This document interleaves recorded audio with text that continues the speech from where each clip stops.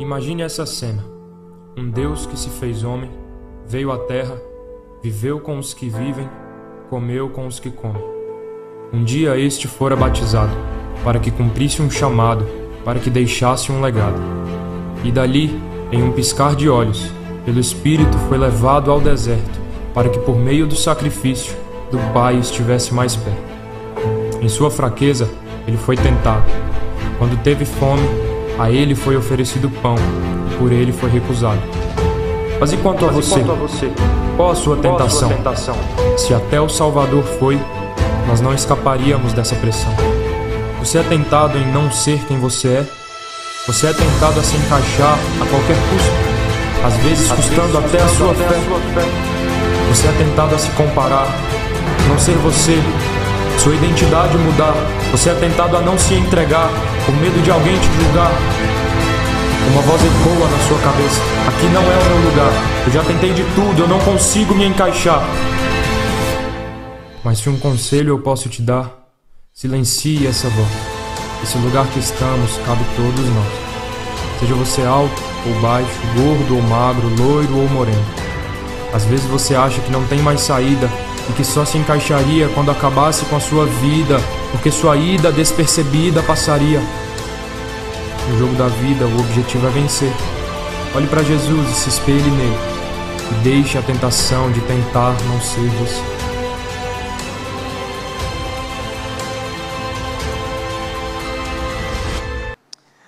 Amigos, leiam comigo aí Mateus 4, a partir do verso 1.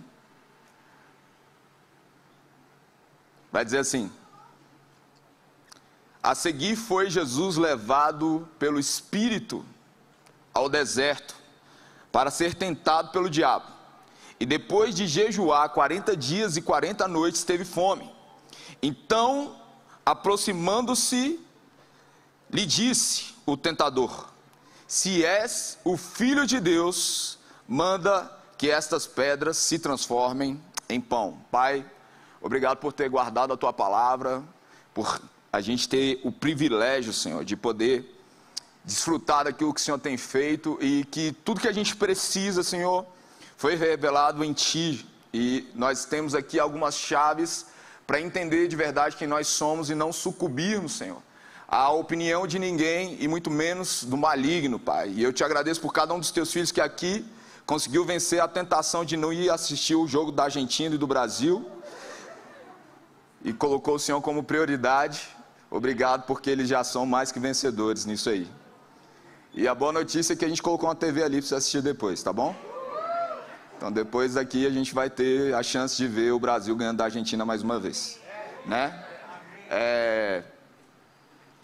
E aí a gente, né, enfim, teve gente que deixou de vir, né, perdeu. Galera, no final vai ter pós, né, muitos de vocês já sabem. Procurei minha roupa xadrez, descobri que eu não tenho mais roupa xadrez, mas eu tenho uma roupa brega aí também para usar.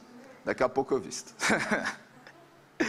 Gente, quando eu olho para esse texto, eu consigo ver claramente que a grande tentação da história é a respeito de não sabermos quem nós somos, de tentar ser alguém que você não foi chamado para ser, ou andar debaixo do que os outros dizem.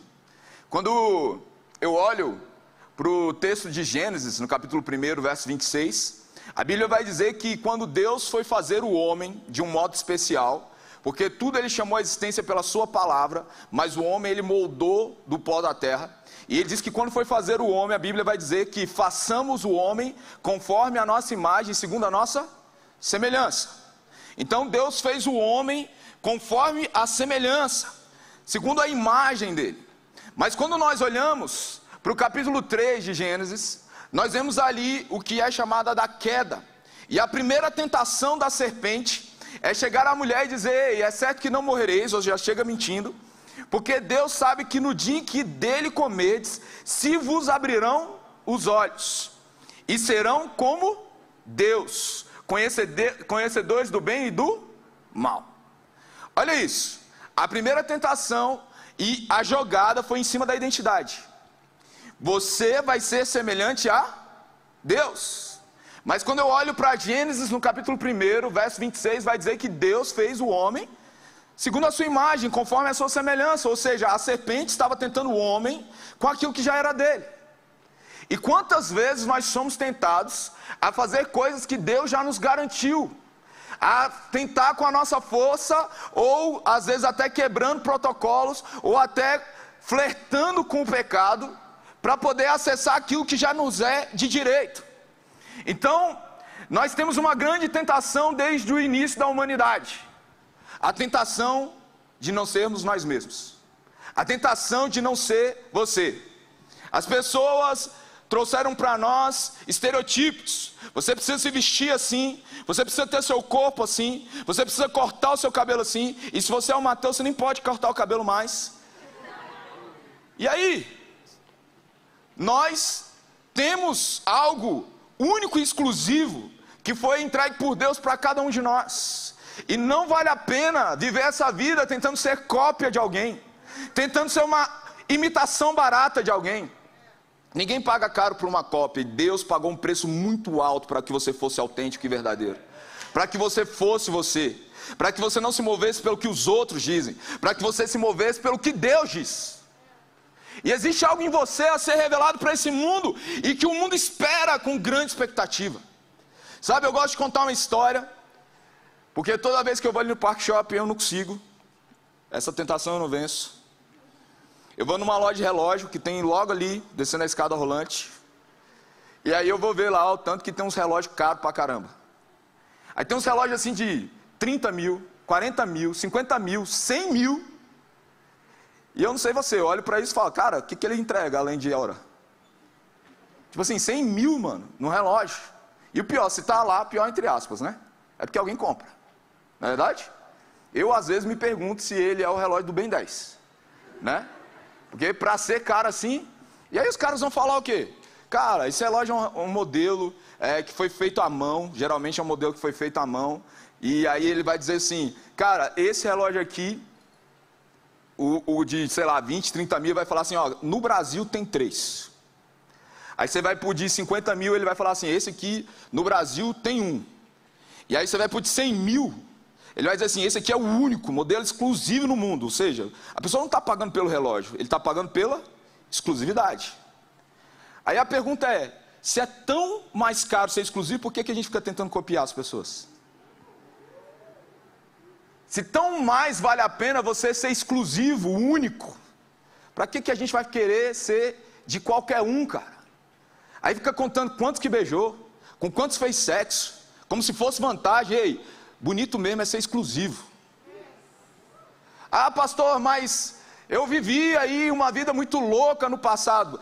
Para aqueles que estão em Cristo, nova criatura são. As coisas velhas se passaram e eis que tudo se fez novo.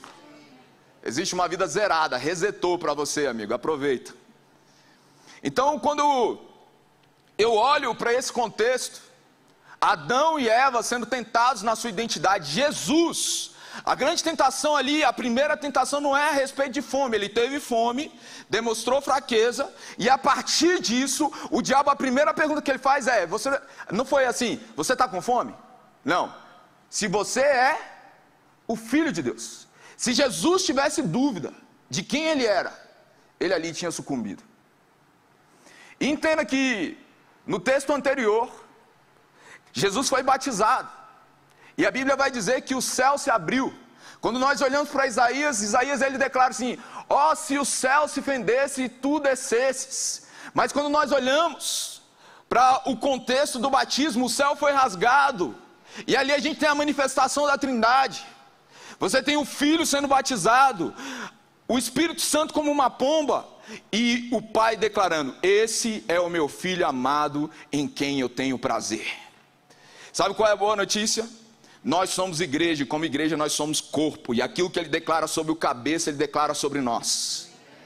Não tenha dúvida, não tenha dúvida. Pastor, você não sabe o que eu fiz hoje, você não sabe o que eu vivi essa semana, você não sabe dos erros que eu cometi. Eu quero te dizer que Deus fala que por mais vermelho como a escarlata que possa estar o seu pecado, Ele te faz mais alvo do que a neve. Ele te purifica, Ele é que te santifica, é Ele que te chama. Decida hoje viver uma vida segundo a vontade de Deus e não retroceda. E não retroceda. Você não é os pecados que você cometeu. Você não é os erros do passado. Você é aquilo que Deus declara a seu respeito. E quando Deus olha para o cabeça Jesus, Ele está declarando: você é meu filho amado. Ei, Deus está declarando sobre você: ei, eu tenho prazer em você. Você é meu filho amado. Eu me alegro em você. Não olhe para Deus assim, pensando que Ele está com o rosto fechado para você. Não, pelo contrário, Ele está com um sorriso te chamando. Ele está te chamando, cara. Ele olha para você e se vê. Uma das grandes alegrias de ser pai é poder perceber coisas suas no menino. Todo mundo diz que a Maria e o João nasceram com a cara do João. Não sabe nem a minha participação, da Thay. Maria e João nasceram com a cara da Thay. Né, Maria? Há controvérsias. Mas existem atitudes, jeitos de olhar, de movimentar, de assistir, que, cara, eles não precisaram de mais nada a não ser nossos filhos para absorver. E é tão incrível isso. Imaginar e saber que quando Deus olha para a humanidade, Ele consegue olhar para nós e reconhecer quem nós somos. Sabe, nos casamentos eu gosto de falar a respeito disso. Os ourives antigos, eles sabiam que o ouro tinha chegado no seu elemento, na sua pureza, no seu estado perfeito, quando ele olhava para dentro do fogo e conseguia se enxergar. Sabe, nós precisamos passar por esse lugar de fogo, que é o batismo de Deus, para que Deus olhe para nós e reconheça Ele mesmo em nós. E nós cremos, cara, e como cremos, que dia após dia, Deus está se revelando através de seus filhos. Quando nós olhamos para Isaías 14, a gente entende por que o diabo quer tanto derrubar a gente. Você sabe por que o diabo quer tanto que a gente peque? Quer tanto que a gente falhe, que a gente faça tudo aquilo que Deus não nos chamou para fazer? Quando nós olhamos para Isaías no capítulo 14, a partir do verso 13, vai dizer o seguinte: tu dizias no teu coração, eu subirei aos céus, acima das estrelas de Deus, e exaltarei o meu trono, e no monte da congregação me assentarei, nas extremidades do norte subirei acima das mais altas nuvens, e olha o que diz: serei semelhante ao Altíssimo. Muitos teólogos vão dizer que de Gênesis capítulo 1, verso 1 para o verso 2, foi o momento onde Lúcifer caiu. Porque a Bíblia diz que no princípio criou Deus os céus e a terra. A terra, porém, era sem forma e vazia, e havia escuridão no abismo. Então ali diz que entre Gênesis 1 e 2, Lúcifer caiu, e tudo ficou bagunçado, caótico. Ou seja, a queda de Lúcifer, segundo muitos teólogos, aconteceu antes da criação do homem. Vocês estão me acompanhando aqui? Mas o que eu consigo ver em Gênesis, a despeito de todo o caos? Você só precisa de uma palavra de Deus para que todo o caos se torne em ordem. Você não precisa de um mês, você não precisa de uma semana, você não precisa de um ano, você não precisa de outra palavra a não ser a de Deus. Mas pastor, eu estou esperando um profeta dizer. Então aqui está profeta te dizendo que é hora de Deus manifestar a palavra e trazer ordem ao caos que talvez a sua vida se tornou.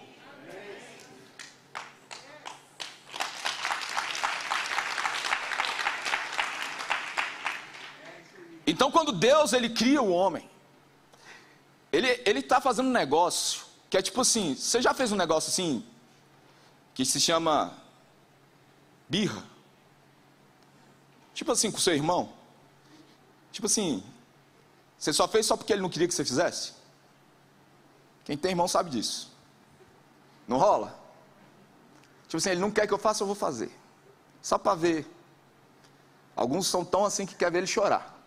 Geralmente os irmãos mais velhos. Eu sou mais novo e eu sei o que é ser oprimido por irmão mais velho. Eu sou o sétimo, não, eu sou o oitavo. São 7 irmãos, né? Para me oprimir.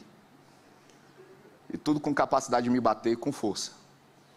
Mas tudo bem, eu também sabia fazer umas birras significativas. Olha o que Deus fez, gente. Olha como que Deus é alguém com muito senso de humor. O diabo queria ser igual a... Aí ele pega, molda um ser do pó da terra e faz segundo a imagem dele. Então quando o inimigo olha para nós, ele fala assim: cara, eles são tudo que eu queria ser. eles são tudo que eu queria ser. Mas quanto mais eles conhecem a Deus, mais eles sabem quem eles são e mais parecidos eles se tornam com Deus. Então o meu papel é tentar parar. Então quando você se torna imparável na sua busca pela presença de Deus, em se relacionar com Deus, em conhecer e prosseguir em conhecer, em se debruçar na palavra, em abrir mão do pecado, você está se tornando mais parecido com Deus. Então você está deixando o diabo mais louco ainda, cara. E é por isso que ele fica aí, cara, tentando alugar a gente para a gente não viver dessa forma. Porque todo pecado é um retrocesso dessa jornada. Mas sabe qual é a boa notícia? Por mais que você tenha pecado, existe perdão, cara. Então você pode voltar a avançar. Então seja livre da culpa e da vergonha. E volte a se relacionar com Deus. E quem entende quem é de verdade, entende aquilo que eu gosto de falar. A bênção de não ter que provar nada para ninguém. Gente, que bênção é não ter que provar nada para ninguém. Abençoado é o homem e a mulher que entendeu que não precisa provar nada para ninguém. Porque quando eu tenho convicção de quem eu sou, ninguém pode dizer o contrário, cara. Meu nome é Vinícius, conhecido pela maioria como Vini, por alguns Vinicim das antigas. Cara, se alguém me chamar de Fernando, eu não vou olhar. Porque eu tenho convicção de que eu sou o Vinícius. Tem registro, meus pais me chamaram assim, meus irmãos me chamaram assim. Então eu não vou olhar. Você já viu quantas vezes você deu moral para pessoas que falaram coisas que não eram verdade a seu respeito? Te chamaram de coisas que não tem nada a ver? Tem gente que fala assim, cara, pode falar de mim, mas não fala da minha mãe. Quer dizer que agora porque falou sua mãe virou? Ah, sua mãe virou, foi? Você entende que quando você responde a essas provocações, você está simplesmente dizendo que o que a pessoa está falando é verdade?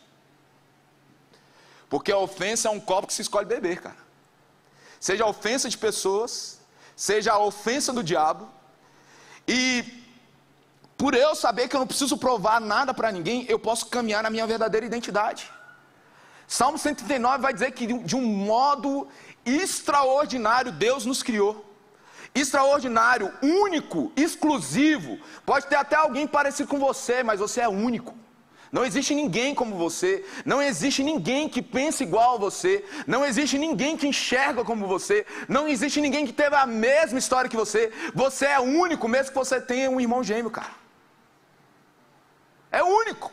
Pode parecer, mas não é, como dizem por aí, idêntico. E esse é o privilégio, cara, que Deus nos entregou. Esse é o privilégio e nós precisamos caminhar nisso. Então, por vezes, nós somos levados pelo que o diabo diz, entenda. Jesus ali, ele estava necessitado, porque depois de 40 dias e 40 noites, negão, a fome bateu. Às vezes eu fico 72 horas sem comer, às vezes eu fico não sei quantos dias aí de jejum só no líquido, mano, parece que o estômago pegou lá na coluna, cara. Né? O pior, depois de vários dias sem comer, você vai inventar de comer, e aí bagunça tudo lá dentro. Você acha que pode comer do jeito que quiser, e aí rola bagunça. Mas a verdade é que Jesus, ele não trocou a identidade por uma necessidade. Não troque a sua real identidade, não troque quem você é para provar para os outros que você é algo. Não troque sua verdadeira identidade por uma necessidade. Necessidade de afirmação, necessidade de aceitação, necessidade de algo, cara. Você é afirmado pelo próprio Deus. O Deus que te criou perfeito para o seu propósito, para a sua missão, para a sua vocação. E até os seus erros, Ele quer usar em benefício do próximo. Porque o gigante que você vence, você faz com que outros vençam também. Porque cada batalha que você venceu, você sabe ensinar o caminho para o outro, cara. Cara, se você foi curado de uma doença, você tem um testemunho de que Deus quer curar. Se você passou por um divórcio e superou, e restaurou, e casou novamente, aí você é uma declaração de que Deus quer restaurar também outras pessoas nos seus relacionamentos.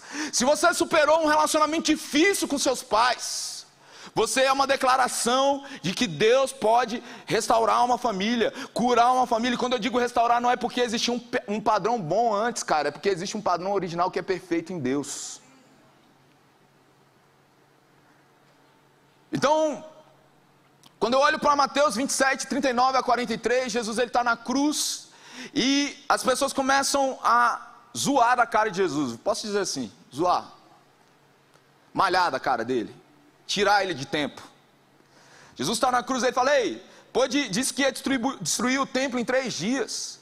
Você que destrói o templo, pode salvar outros e não pode salvar a ti mesmo. Cadê? Desce da cruz e nós quereremos em ti. E Jesus faz o quê? Não, vou provar para eles que eu tenho todo o poder.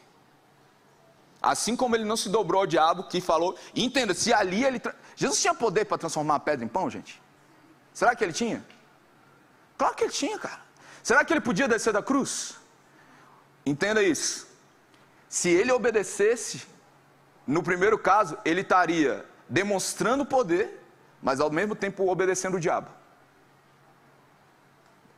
Ele ia estar provando a capacidade, mas estava obedecendo ao diabo. No outro ele poderia provar a capacidade dele, mas ele estaria obedecendo a homens e não a Deus. Não troque aquilo que Deus te falou por ouvir aquilo que o diabo está te dizendo, e muito menos o que os homens estão te dizendo.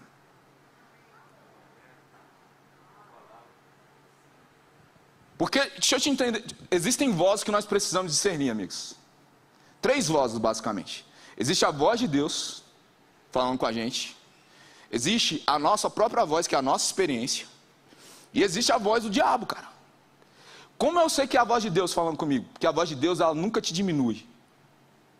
A voz de Deus faz você entender quem você é de verdade. A voz de Deus te impulsiona para um novo tempo e não te traz para trás. Toda vez que você vê algo dizendo que você não presta, que você não vai dar certo, que você não vai avançar, que você já era para tu, que não existe futuro, lembre-se, olha o que diz o texto.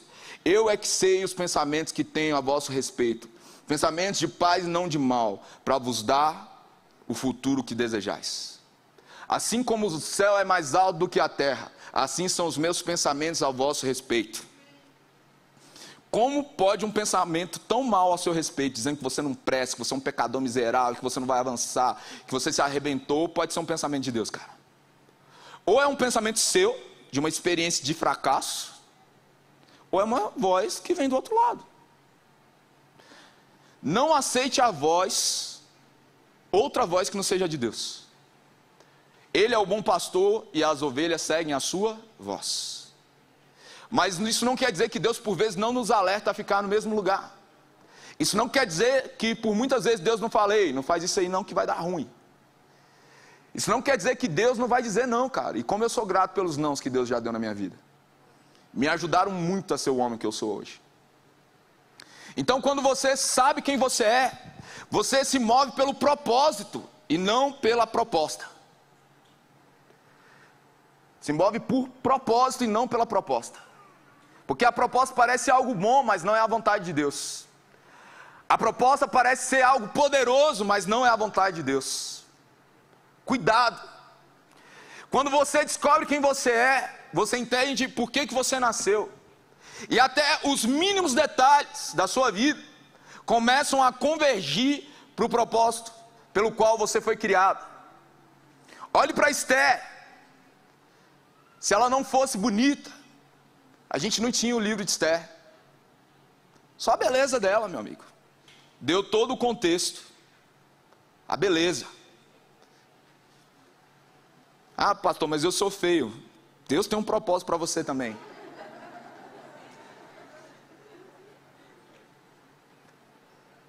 Se Salomão não fosse sábio, nós não teríamos provérbios. Se Davi fosse um covarde, nós não teríamos a história que ele manifestou, vencendo Golias e se tornando rei, e não teríamos salmos. Se Paulo não fosse casca grossa, nós não teríamos os escritos paulinos e os exemplos missionários dele. E a maior parte das cartas do Novo Testamento. Então você não deve andar na identidade de outra pessoa. Você não deve ser simplesmente uma cópia. Você pode até imitar alguém, mas não seja idêntico a alguém. A não ser Jesus. Jacó em Gênesis capítulo 27, ele recebe do seu irmão a herança de primogenitura. O irmão dele vende por um prato de lentilha, gente. Nem para ser picanha, né? Lentilha, velho. Já comeu lentilha, velho? O cara vendeu pela lentilha, velho. E ele começa a andar na identidade do irmão, porque ele comprou a primogenitura. Então Jacó agora comprou a capa de Esaú. Mas ele não é capaz de cumprir a promessa até que ele luta com Deus e Deus muda o seu nome e te dá a ele a verdadeira identidade. Você não deve andar na identidade de outra pessoa. Ele andava e era difícil. Ele teve que fugir. Mas mediante a nova identidade que Deus entregou a ele, chamando ele não só de Jacó, que era o nome dado pelos seus pais, agora ele se chamava Israel, e a partir dele veio uma nação, cara. E até hoje a gente bebe disso. Quando você entende quem você é, quando você entende pelo nome que Deus te chama, não só uma geração beberá daquilo que Deus está entregando, mas outras gerações viverão debaixo da bênção e do favor que você manifestou sabendo quem você é. Davi, já citado aqui em Samuel 17, quando ele diz que vai enfrentar Saul, Saul coloca a sua armadura sobre ele e lhe pôs sobre a cabeça um capacete de bronze. 1 Samuel 17, 38 a 40. Vestiu de uma couraça e Davi cingiu a espada sobre a armadura e experimentou andar, pois jamais havia usado. Então disse a Saul: não posso andar com isso, pois nunca usei isso. Davi tirou aquilo de sobre si, tomou o seu cajado na mão, escolheu para si 5 pedras lisas do ribeiro e pôs no alforje de pastor, que trazia a saber no surrão, lançando mãos da sua funda, foi-se até o filisteu. Você é muito mais forte na sua real identidade do que tentando ser cópia de alguém. Ele não conseguiria nem andar, ele estava ali protegido com uma espada gigante, mas ele voltou para o lugar de pastoreio. Ele era um pastor, cara. Foi tirado de trás da malhada. Ei, não tente ser outra pessoa que você perde sua força. Somente quando você entende quem você é, você tem capacidade de vencer gigantes. Somente quando você sabe quem você é, você tem capacidade de se tornar imparável. Amigos, às vezes o que nós temos sofrido é o peso de ser a imagem que promoveram ao nosso respeito. Esses dias eu recebi uma das nossas garotas aqui, discípulas da casa, no gabinete, e ela ouviu uma vez eu falando que eu era um cara assim, né? Não muito de relacionamento. Sabe o que eu descobri? Que eu falava que eu não era de relacionamento, mas eu sou. Minha maior força é essa, cara. Me relacionar, me misturar, velho. Eu gosto de estar com a minha galera. Eu gosto da muvuca. E ela falou: você tinha dito que você era muito apostólico. Eu falei: cara, beleza. Não é... Isso aí é um esconderijo. Essa cara de homem valente é só um jeito de se esconder.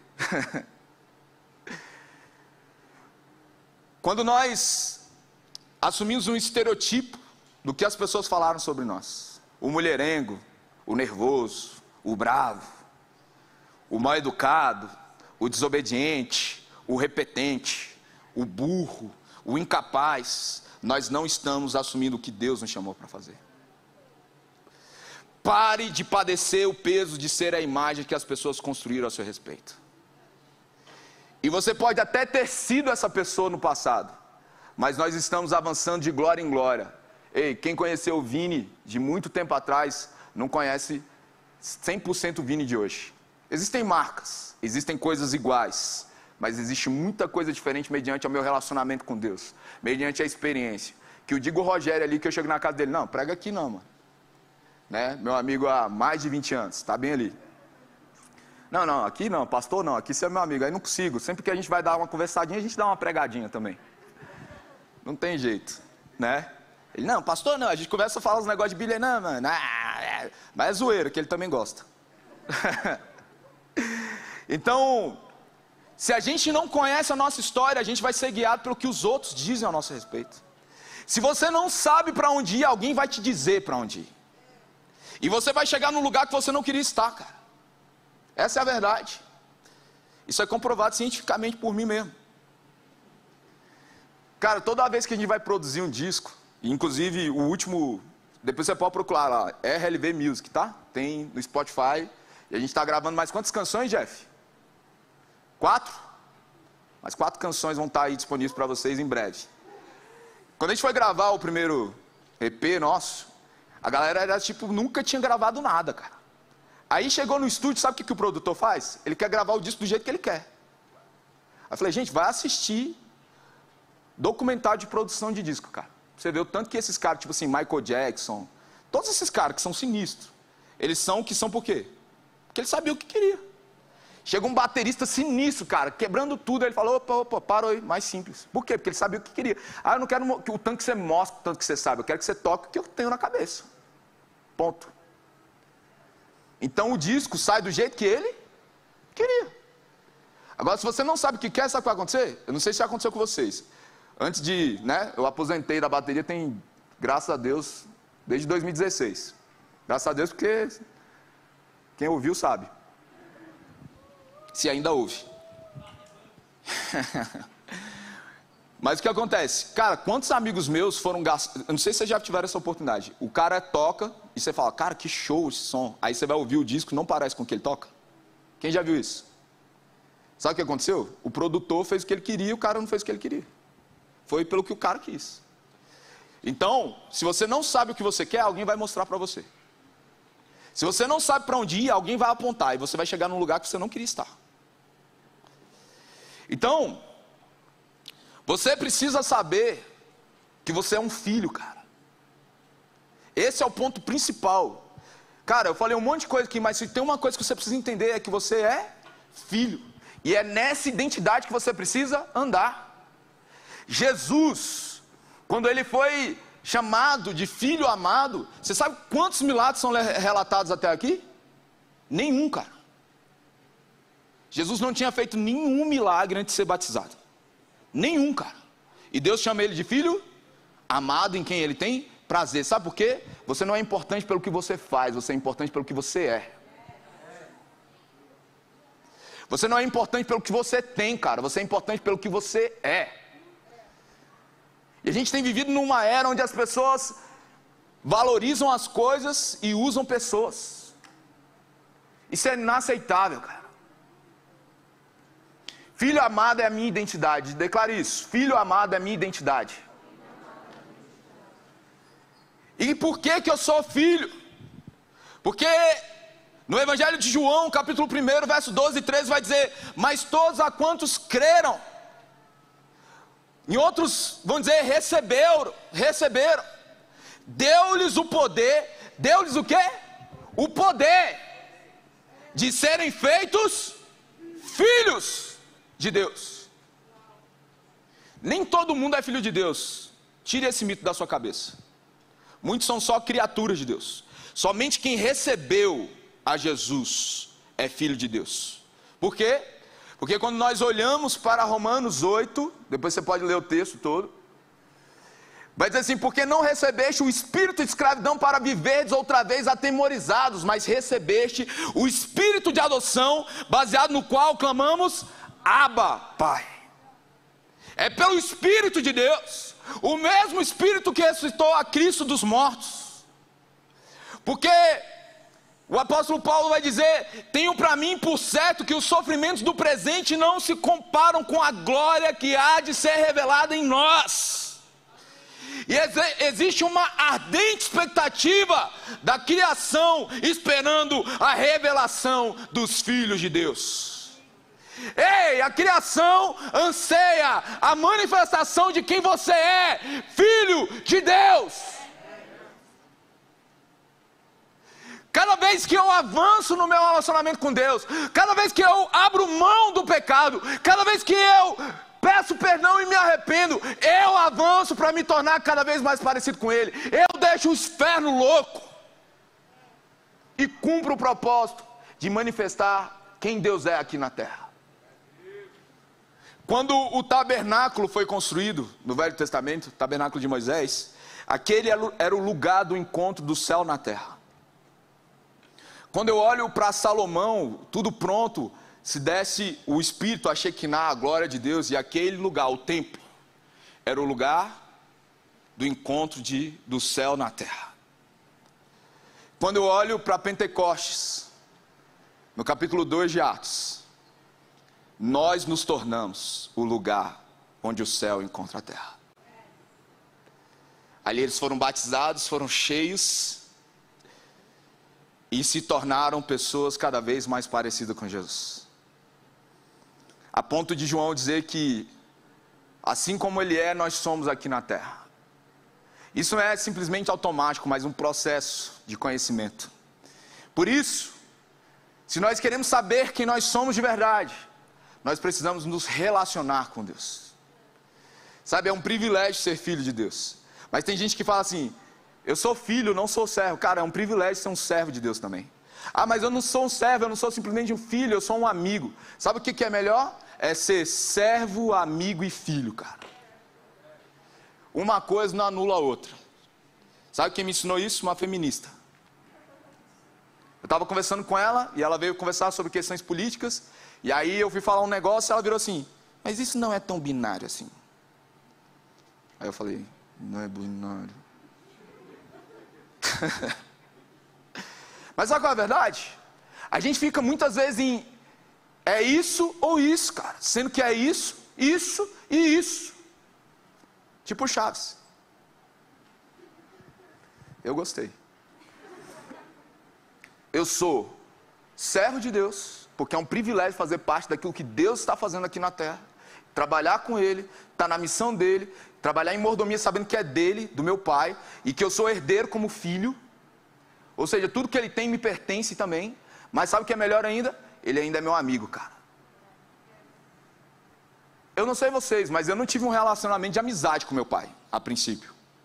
Então nem todo filho é amigo, cara. Agora, quando você consegue ser servo, filho e amigo, cara, que privilégio é esse? Não é uma coisa ou outra. Então, mediante um relacionamento, eu me torno semelhante. E eu gosto de falar isso, quanto mais eu ando perto de alguém, mais parecido eu me torno com ele. Pega a gíria, gosto, ele te mostra canções que você nem conhecia, não é verdade? Textos, livros, vídeos, por quê? Relacionamento, e você começa a gostar de coisas que outrora você nem sabia que gostava. Relacionamento. Outra coisa que me mostra quem eu sou de verdade é a adoração, cara. Eu me torno semelhante àquilo que eu adoro. Salmo 115 vai dizer, através do salmista, sobre ídolos, feitos por mão de homens, que tem boca, não falam, tem olhos, mas não veem, ouvidos, mas não ouvem, tem nariz, mas não cheiram, e suas mãos não apalpam, seus pés não andam, som nenhum sai da garganta, e ele termina falando assim, tornem semelhantes a eles, todos aqueles que neles confiam e o adoram. Nós nos tornamos semelhantes àquilo que nós adoramos. Então, se nós adoramos Deus, nós nos tornaremos cada vez mais parecidos com Deus. Porque na adoração nós olhamos para Ele, para que Ele se revele a nós, para Ele se revelar através de nós. Eu olho para Ele, Ele se revela a mim, para que eu revele Ele ao mundo. Então você se torna semelhante àquilo que você adora. Então, por vezes, a sua crise de identidade está relacionada àquilo que você adora. Então não viva simplesmente por propósito, por propostas. Falei para ver se você estava atento. Viva por propósito e não por necessidade, cara. Viva pelo que Deus diz. Não andai como os nécios, que diz Efésios capítulo 5, e sim como sábios, remindo o tempo, porque os dias são maus. Por essa razão, não vos tornei insensatos, mas procurai compreender qual é a vontade do Senhor. Como foi colocado ali, quando te espreme, o que sai? Quando você está na pressão, o que aparece? Você espreme limão, sai o quê? Uva. Espreme limão, sai o quê? Limão. Espreme um crente, tem que sair o quê? Jesus. Não amargura, não dor, não pessimismo. Jesus. Esse ano, eu não sei você, mas teve momentos desse ano que eu falei assim: Jesus, se não fosse o Senhor, eu não tinha mais motivo nenhum, cara. Ainda bem que tem o Senhor. Outro bem não possuo. Cara, pode me tirar tudo, mas não me tira o Senhor. Pode me tirar tudo, mas não me tira a tua presença, cara. Porque se tiver a tua presença, eu viro qualquer coisa. Esprema um crente, um adorador, um filho de Deus e se manifesta Deus. Como diz aquela canção do Rodolfo, que das minhas feridas saia poder para curar. Então, nós precisamos manifestar Deus através de nós. E quando nós manifestamos Deus, nós manifestamos quem nós somos de verdade. Entenda que Deus é muito grande. E por isso nenhum de nós nos parecemos. E como eu preguei há alguns dias, nas nossas diferenças nós nos completamos. Se todo mundo for igual ao pastor Vini, qual a graça, cara? Ah, o Vini gosta de se vestir assim, mas de rua assim. Mas tem menino de rua, te conheço ali. Mas tem o Jonathan, gente, que é clássico, erudito, vem de mocassim, sapato, escuta jazz. Glória a Deus pela vida do Jonathan, nosso líder do CN Empreendedores. Tem um que sobe aqui de suéter e mocassim, cara. É roupa de velho, mas é nosso. Deus enviou. Não precisa todo mundo se vestir igual, cara. Gostar da mesma música, se vestir igual. Deus nos fez diferente e complementares. Deus sabe quem nós somos de verdade, e mediante o nosso relacionamento com Ele, nós podemos entender de verdade quem nós somos.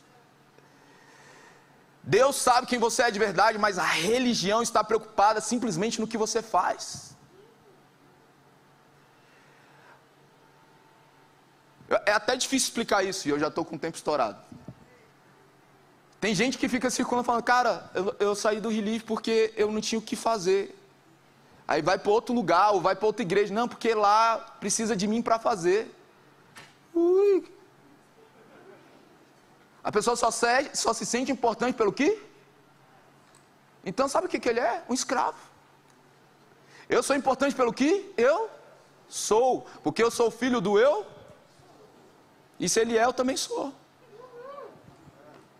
Então você se acha: não, eu sou. Não é não? Eu não posso pensar menos de mim do que o que Deus pensa, cara. A Raquel fez uma arte aqui, e Israel fez outra aqui. Eu não exalto o artista criticando a criação, cara. Falando mal do que Deus fez. Que pode não ter sido redimido, mas nós somos responsáveis por trazer a restauração. Nós precisamos saber o que a gente é e quem a gente é. Deixa eu te falar um negócio. Tem pessoas se definindo por uma parte de quem ela é. O seu trabalho, a sua profissão, a sua formação não define quem você é. Sozinho não, tá? A sua sexualidade não define quem você é. O seu posicionamento político não define quem você é. Você é a soma de toda uma cultura e de toda uma história muito maior do que uma coisa só. Nós somos tão complexos, cara. E às vezes a gente quer fazer uma bagunça por causa de uma coisa. Alguns deixam de ir para a igreja, de seguir a Jesus, por causa que, agora os líderes não assumiram o viés ideológico que eu acredito. Cara, como que pode isso? Você é muito mais do que sua sexualidade. Você é muito mais do que sua formação acadêmica. Você é muito mais do que o trabalho que você exerce durante 40 horas semanais. Você é um filho amado em quem Deus tem prazer. Não se deixe definir por outra coisa. E ser um filho já é muita coisa. Então não se deixe levar pelo dinheiro, pelo sexo, pela opinião dos outros. Até mesmo por vezes quando a nossa família está dizendo algo contraditório ao que Deus está declarando. Como eu disse aqui, a honra, ela é sempre incondicional, mas a obediência, ela é condicional. Antes de obedecer qualquer pessoa, eu vou obedecer a Deus. Furou com o que Deus falou, eu continuo com Deus. Viver em função de agradar e satisfazer as pessoas, ou se satisfazer, quando nós fomos feitos para o louvor da glória de Deus, é viver aquém, cara, daquilo que nós fomos chamados para ser. Para trazer a manifestação de quem você é, verdadeiramente, é preciso da junção do entendimento de que somos filhos, que por meio de um relacionamento e adoração entendemos quem nós somos de verdade, e a partir disso nós podemos revelar ao mundo quem Deus é, e assim nos mover no nosso propósito. Repito, para trazer a manifestação de quem você é verdadeiramente, é a junção de entender que somos filhos, por meio de um relacionamento e adoração a Deus. E nisso nós entendemos e vemos e revelamos Deus ao mundo. E quando nós nos movemos nele, nós estamos manifestando o nosso propósito.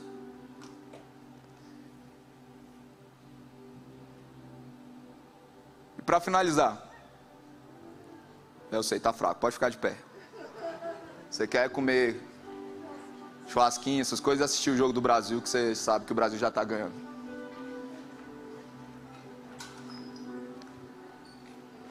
A gente quer muito poder. Quanto quer muito poder?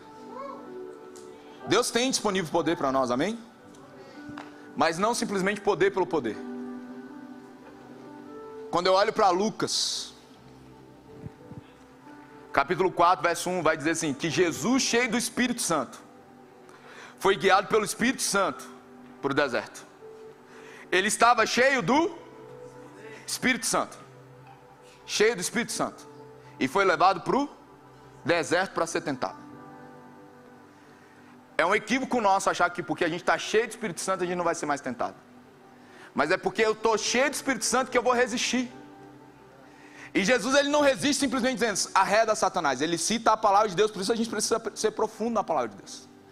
Mas o primeiro ponto, ele não teria chegado nesse lugar se ele não soubesse quem ele era, porque ele teria se dobrado à necessidade, ao poder e à influência, que é o que o diabo ofereceu para ele.